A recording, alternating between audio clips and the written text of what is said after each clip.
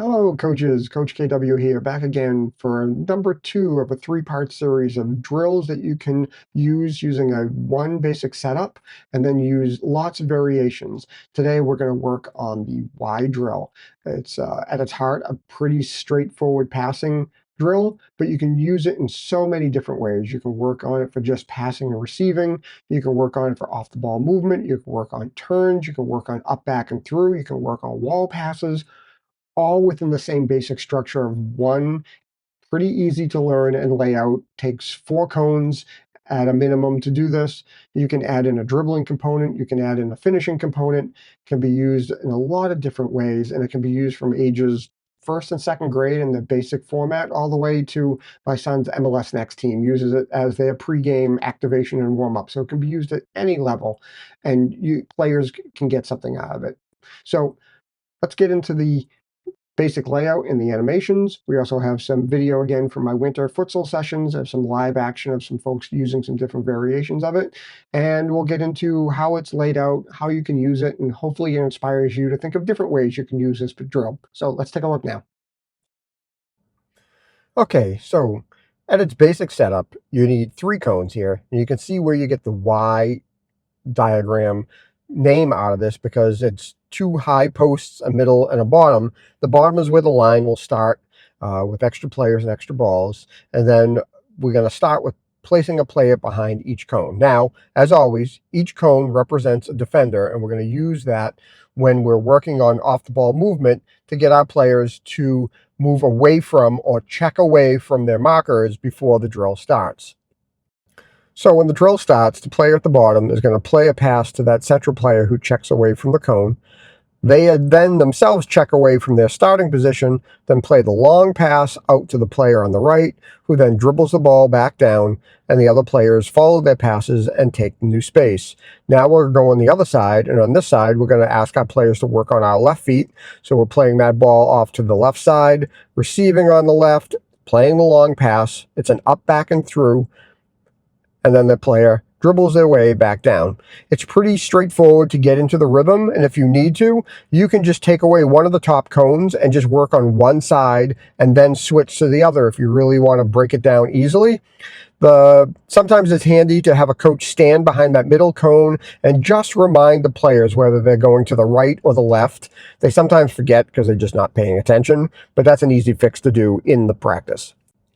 So you can see it's a pretty straightforward drill. Doesn't take a lot of setup. Maybe what might be helpful early on is positioning a coach behind the central player to help remind them which side of the Y they're going to, because they tend to forget for some reason, and that's okay. So you just have somebody standing left, pointing literally left and right. But this drill just by itself works on short and longer passing, receiving with that outside foot, checking away from a defender. Lots of basic passing and receiving skills in this one very simple, straightforward piece. And now there's just so many more other things that we can do to work with this. But it's also working a basic attacking principle of up, back, and through, or the third man run, where you play that pass in, get a bounce pass back, and that then activates a wide player or another player to stop making a run, and now you make the longer pass. We're going to show you how this looks in formation as well, so you can see that you can relate this back to the game so that the kids understand it's not just a passing pattern around cones, but it's also a structure they can use to make some basic attacking moves. Let's take a look at a few other variations. In this version, we're not now going to do up, back, and through, but we're just going to have the player turn and face and play the pass to the outside player. So you can see, same start, but now the central player receives that ball in half turn, plays it to the far player, and then they rotate in. And then we repeat on the other side. So now it's a little bit more linear, but now we're working on playing on the turn, receiving on the turn, and making that pass quickly and out to the other player. So again, same basic setup, just a different skill that we're working on that central player. Okay, in this variation, we're going to have the same setup, but now we're going to add a 1-2 at the top of the Y. So now we're going to be working on 2 different passing combinations, an up, back, and through, and a 1-2 or a wall pass up at the top.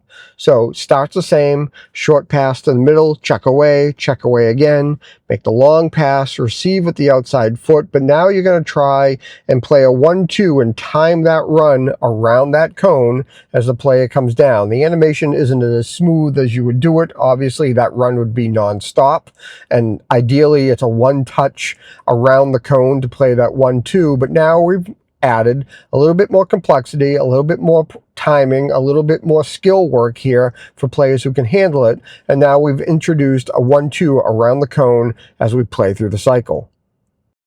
Okay, in this example, we're going to add a cone and a net at the top of the screen. Excuse the cone flying in from the side when the animation starts.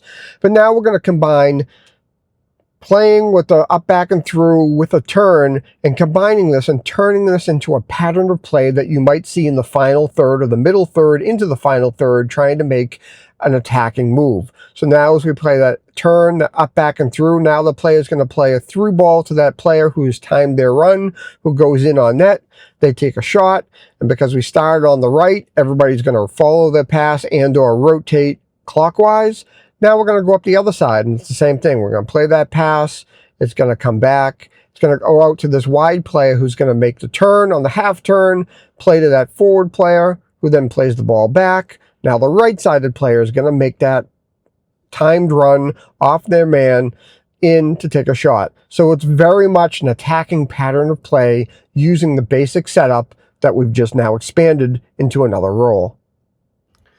So now here we are in our setup for a goal kick, and now we can relate that very first variation of the drill to what we do in a goal kick. When we play to the 8 first, then drop the ball out to one of the center backs, who then looks for one of the wide players to have made a move in and out. That is an up, back, and through classically, and it's exactly the motions that we reinforced during that first version of the drill early on. So it's a way to practice those skills, the reception, the pass, the weight of the pass in a controlled environment. And now you can take it and show your players, look, this is exactly what we do when we do this sort of playing out of the back on a center back move for a goal kick. Really relatable. Here's a slightly more convoluted example in the game, but it's the same sort of concept. We're moving the ball up the field. We're playing through the 8. We're playing up, backs, and throughs to move that ball to drive pressure to different parts of the field. If this was an attacking move my team was able to pull off in the game, I'd be so happy, just because they were using all those principles to do things like moving the ball, to move the other team around, to find gaps in the other team's defense by moving that ball quickly. All those movements we just did in that wide drill. So here's a diagram of a little bit more complicated. We've combined a whole bunch of different things here, and we could flip where those yellow cones on the side are to put them up at the top of the field along with the nets. But basically, you can turn this into a multifunctional drill where you can do the Y pattern, and then as those wide players return back to the line, you can have them dribble the cones and have them do certain moves around the cones, whether it's just agility work with the ball or specific 1v1 moves. And then you can have them finish by shooting on either a big goal or 2 smaller goals. So within one drill, you can really work on a whole bunch of different activities and a bunch of different activations if you wanted to do this as a warm-up before a game, or this would be a great warm-up drill and eval drill to do in a tryout, because you can watch a player do all the different basic movements that you might want to see a player execute. Can they pass? Can they receive? Are they aware of moving on and off the ball? Can they dribble the ball in a tight space? And can they strike the ball at goal? Really a great all-in-one combination that you can do as a warm-up, as a tryout drill, or as an activation. Again, just using that basic setup and adding and subtracting parts to it.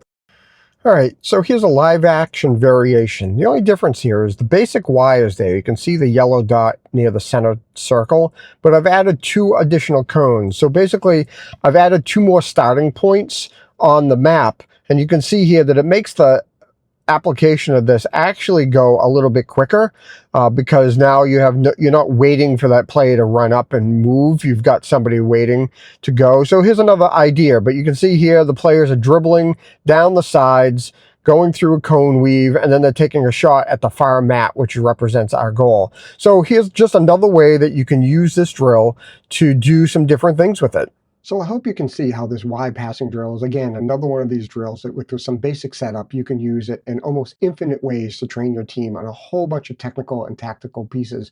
And you can see how those movements can be translated into game actions where you can now take this drill and now take it your team onto the field and kind of show them, hey, that thing we just did with the cones, now look what it looks like when we're passing from a center back to a center mid and back and out wide, or however combinations that we showed. Again, really try to connect the training environment and the drill to the tactical game situation so your players get to understand that this isn't just a exercise that you're making them do around cones, but it's something that can be used within the game. I hope you find this useful. I hope you will share this and hit that subscribe button. I need some more subscribers. That'd be super helpful. I get tons of views. I love it, but more subscribers would be helpful. If you have any other ideas for drills that are sort of universal, if you will, I'd love to hear them in the comments and take a look at them. It's just one way of coaching, but again, I think it's important to have different ways of doing these things. I don't subscribe to any one philosophy of coaching. It's whatever gets the job done because there are good points for all the different ways that one can organize a session. It just depends on the age of the player, the qualities of the players, the abilities of the players, the experience of the players.